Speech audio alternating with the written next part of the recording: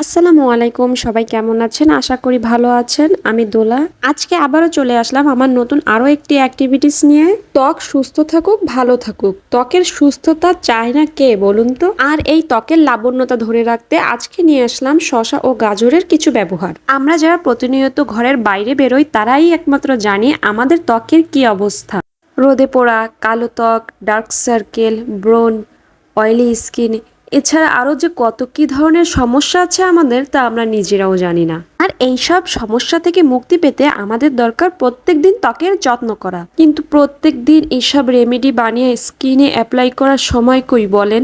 চিন্তা নেই, আমি আছি তো। বাদ দিন তো প্রত্যেকদিন এসব তৈরি করার ঝামেলা। প্রত্যেকদিন এসব ঝামেলা ছাড়াই কিভাবে আপনারা ত্বকের যত্ন নেবেন সেটি আজকে আপনাদের সাথে শেয়ার করব, এবং তা অবশ্যই প্রাকৃতিক উপাদান দিয়ে। আপনারা জানেন কি শসাতে থাকে ব্লিচিং প্রপার্টিস, যা ত্বকের রোদে পোড়া ভাব দূর করে, ত্বক উজ্জ্বল করে এবং ত্বকের স্কিন টোন সমান রাখে। শসা কিন্তু আবার ত্বকের ওপেন পোরস কন্ট্রোল করতেও বেশ উপকারী। মুখ ধোয়ার পর শুধু শসার রস ত্বকের টোনার হিসেবে ব্যবহার করা যায়। কিন্তু রোজ রোজ এইভাবে গ্রেটারে গ্রেট করে কিভাবে শসার রস টোনার হিসেবে ব্যবহার করব, চলুন আজকে সেটাই দেখাবো আপনাদের।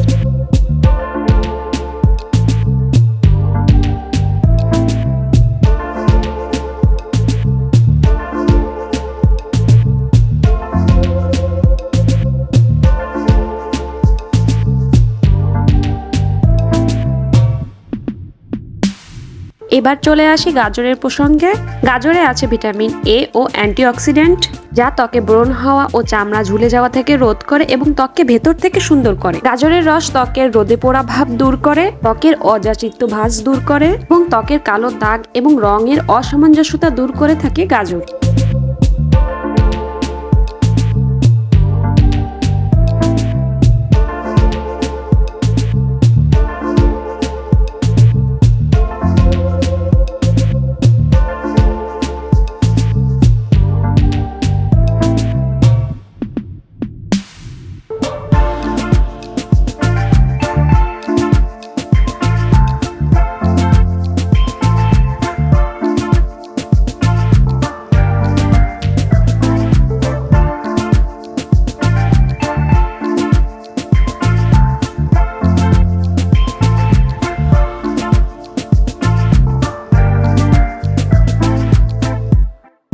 শসা এবং গাজর প্রতিনিয়ত কি এগুলো আমাদের হাতের কাছে পাওয়া যায়? অবশ্যই না। তাই এবার এই দুই ধরনের রস আমি ফ্রিজে রেখে দেব আইস কিউব করার জন্য।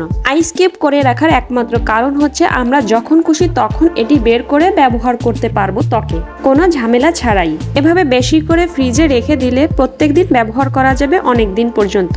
ধন্যবাদ সবাইকে এতক্ষণ সঙ্গে থাকার জন্য। আজকে আর নয়, আল্লাহ হাফেজ।